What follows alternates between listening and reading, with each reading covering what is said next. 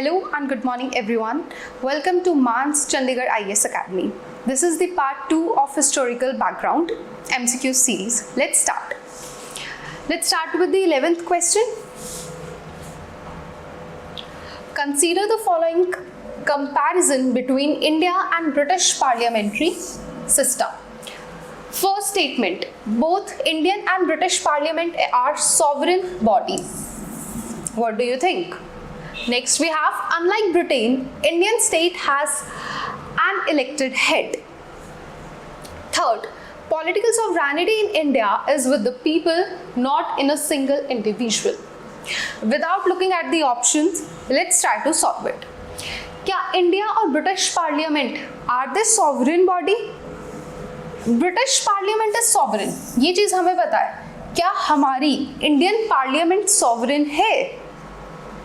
No, Indian Parliament is not sovereign. So this statement is wrong. Second, unlike Britain, Indian state has an elected head. क्या हमारे state के elected head है? What is elected head? What it showcase? India is republic.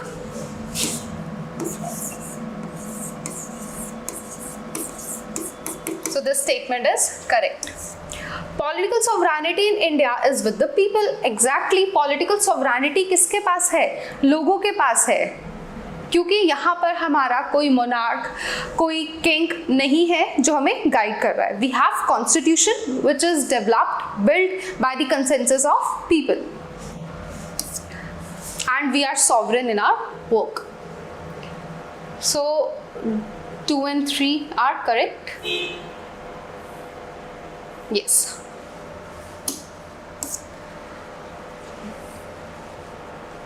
Next, I hope this is visible to all. 12th question, which of the following contribute to the reason which makes Indian Constitution the lengthiest written constitution in the world? वो lengthiest है. What will be the reason? First, we have separate constitution frameworks for both center and state. Do you think we have separate constitution for center and state and have a set of framework? Next, long history of constitutional legislation, inclusion of administrative detail, huge diversity of the country, attempt to reduce scope and requirement of amendments. Try to solve it out. First statement is absolutely wrong. हमारा कोई separate constitutional framework नहीं है centre और state के लिए. Exactly हमारी long history रही है इसके अंदर. This statement is correct. अगर हम यहां से ही फर्स्ट को कट कर दें, then we have inclusion of administrative details. Of course हम डालना चाह रहे थे. हमारी डाइवर्सिटी है, yes. But do you think attempt to reduce scope and requirement of amendments, is this so? देखो, हमारा lengthiest constitution है, हमने अलग अलग जगह से लिया है बिकॉज इंडिया के अंदर डाइवर्सिटी है, अलग अलग तरीके के लोग हैं. हमारे यहाँ पे बहुत सारे रिलीजन एग्जिस्ट करते हैं, जोग्राफिकल एरिया पे बहुत ज़्यादा डिवीजन है. उन सबको साथ में लाना which is very important. एक proper set of framework होना, this will be the reason जिसकी वजह से हमारा lengthiest constitution है. लेकिन इतना कोई माइंड में नहीं था कि हम amendments कम कर सके इसलिए हम ऐसे कॉन्स्टिट्यूशन को लाए. नो, हम अपने कॉन्स्टिट्यूशन को लिविंग डॉक्यूमेंट बोलते हैं. Why is it so? ताकि टाइम के साथ अगर हमें उसमें कुछ चेंजेस कर सके या करने हो हमें, हम उसमें कर सके. लेकिन जो उसका बेसिक स्ट्रक्चर है, that should not be change, that should not be hampered. So this statement is wrong. Correct option is 2, 3 and 4. 13th question, which with reference to the Indian Independence Act of 1947, which of the following statements are correct? It did not grant freedom to the Indian princely states to remain independent. Can it be true? It designated the Governor General of India and the provincial governor as constitutional heads. The act empowered the Constituent Assembly to abrogate or alter any law made by the British Parliament in relation to India. क्या लगता है कौन सी statement सही है? Just pause this video, try to solve it out. Yes, first, क्या आपको लगता है प्रिंसली स्टेट्स को ये नहीं बोला होगा कि they can remain independent? Princely states independent रह सकती थी, वो इंडियन डोमिनियन ज्वाइन कर सकती थी या पाकिस्तान का कर सकती थी. So they have that chance even to remain independent. First statement is wrong. It designated Governor General of India and Provincial Governor as constitutional or nominal head of the state. Yes, this statement is correct. This is very factual. Even इस act को हम बाद में repeal भी कर सकते थे, इसमें या जो भी चेंजेस ऑल्टर करने हैं वो कर सकते हैं. So this statement is also correct. I hope this is clear to all. Next, move to the next one. Consider the following statements. First, we have Charter Act of 1793 debarred senior officials of the company from leaving India without permission. Charter Act of 1813 retained the company's monopoly over trade with China and trade in tea. Charter Act of 1813 provided for 1 lakh rupees for promotion of literature and science. Let's try to solve. क्या आपको लगता है this statement is correct कि company officials बिना permission के नहीं जा सकते? Yes, this is correct. अगर कंपनी ऑफिशियल्स विदाउट परमिशन जाते हैं ना बाहर, it will be consider as their resignation. So first statement is absolutely correct. Second, हमने पढ़ी होगी चार्टर एक्ट 1813 के अंदर कि कंपनी की मोनोपोली जो है अब उसको बहुत रिस्ट्रिक्ट कर दिया गया था कि वो सिर्फ चाइना के साथ ट्रेड कर सकती है and trade in T with India. This statement is also correct. And even the third statement is also correct, जहां बोल रहा है कि British east India company India के अंदर 1 lakh rupees every year spend करेगी फॉर एजुकेशन. ओके, किस type की education? Absolutely Western education. I hope you people are aware about the Anglicist and Orientalist approach. उनका क्या thought process था उसके अंदर और हमने उसमें कौन सी चढ़ी. In next video we will going to discuss about this as well. Before that, you people search, read it out and ask questions. If you have any doubt, you can mention in comment section. This statement is also correct and this statement is also correct. D will be the correct one. Consider the following in context of Indian polity. Consider the following statements. हम यहाँ से ही solve करना शुरू कर देते हैं. Let's read it together and try to solve it out. The Constituent Assembly had originally adopted Bharat as the only name of the country. क्या आपको लगता है हमने सिर्फ भारत सोचा था? यहाँ पे डायलेमा था, यूनानिमसली डिसीजन नहीं लिया जा पा रहा था कि हम भारत ले या फिर नया नेम, मॉडर्न नेम इंडिया ले. तो आर्टिकल 1 क्या कहते हैं? India that is Bharat. एक ऐसा सॉल्यूशन निकाला गया जिससे दोनों वर्ड्स उसमें आ सके. So Bharat just the only word? No, this is wrong. Next statement है the country is described as union although it's federal in structure. Constitution is federal in structure. हाँ जी, हम वर्ड यूनियन यूज करते हैं और constitution जो हमारा federal structure show करता है.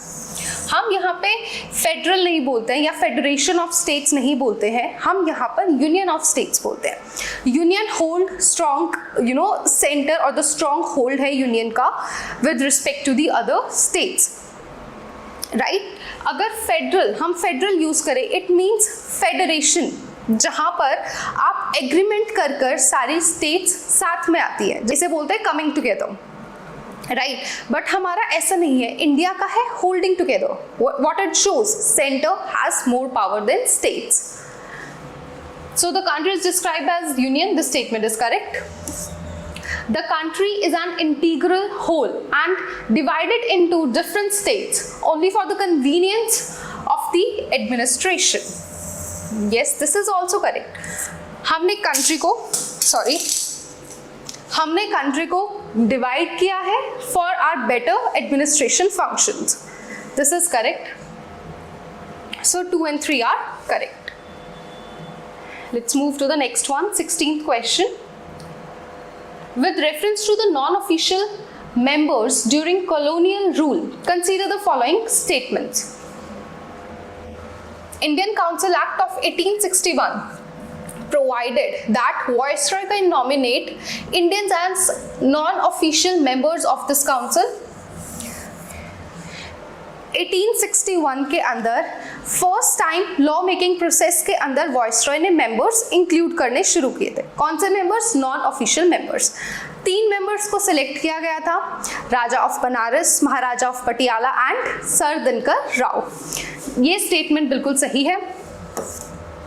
Indian council act of 1909, Morley Minto reforms जिसे बोला जाता है, allowed the central legislative councils to have a non official majority.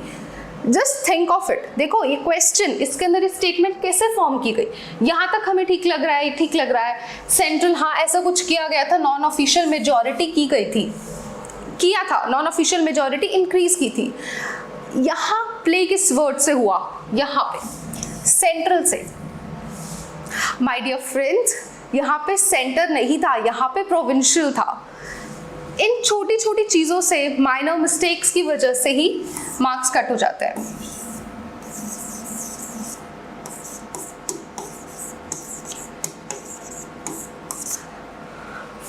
Okay, so first statement is correct, the statement is not correct. यहाँ पे only 1 आएगा,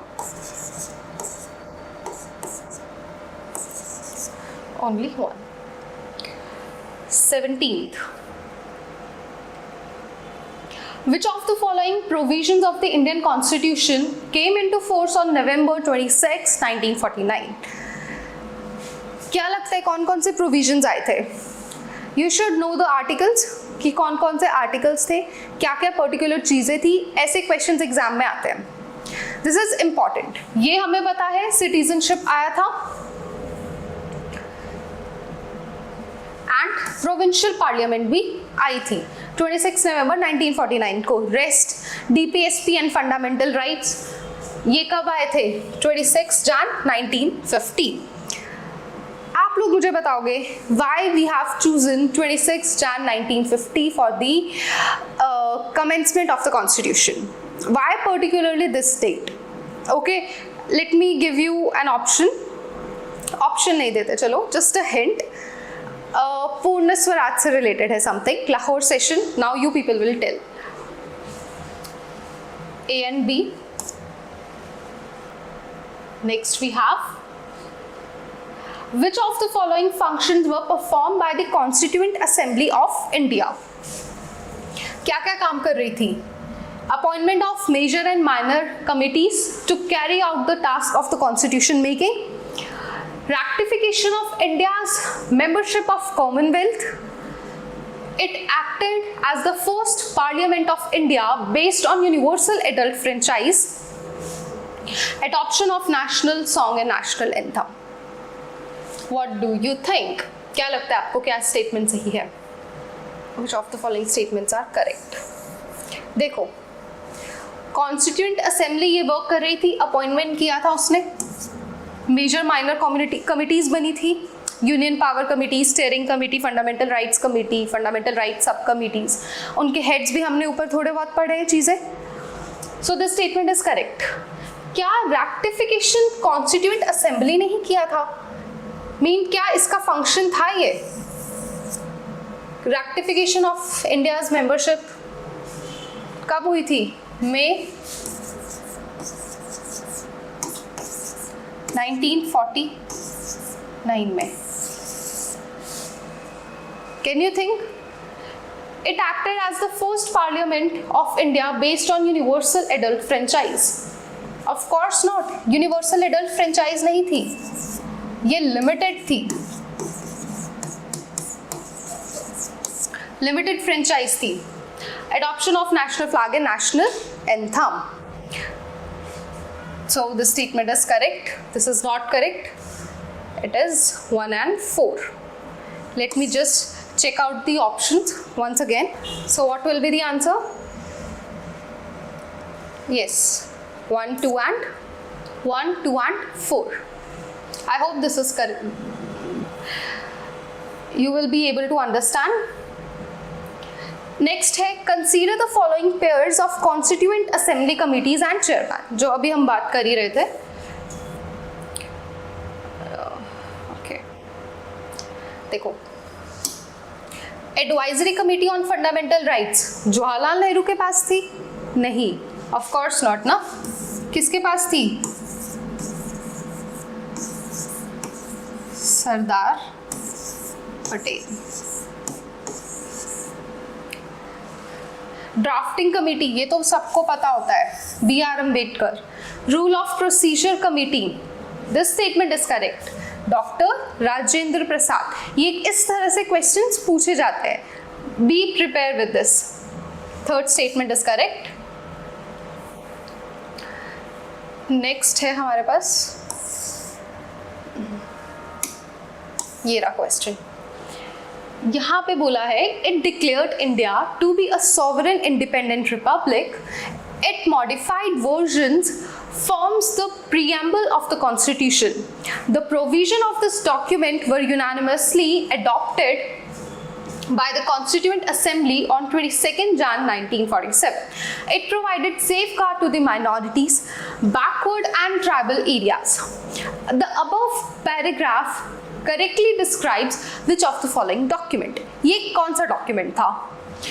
This question is very easy. I think there is no need for the options as well. क्या वो Indian independence act के अंदर बोला गया था, कैबिनेट मिशन प्लान में बोला गया था, ऑब्जेक्टिव रेजोल्यूशन में बोला गया था, या माउंटबेटन प्लान में बोला गया था? This is very very easy. इसको बोला गया था ऑब्जेक्टिव रेजोल्यूशन के अंदर. ऑब्जेक्टिव रेजोल्यूशन क्या है? ये हमारी एस्पिरेशन और वैल्यूज बताती है behind constitution. Okay, clear? Yes, this is it for today. I hope you like it. You like these sessions. Have a good day, nice day.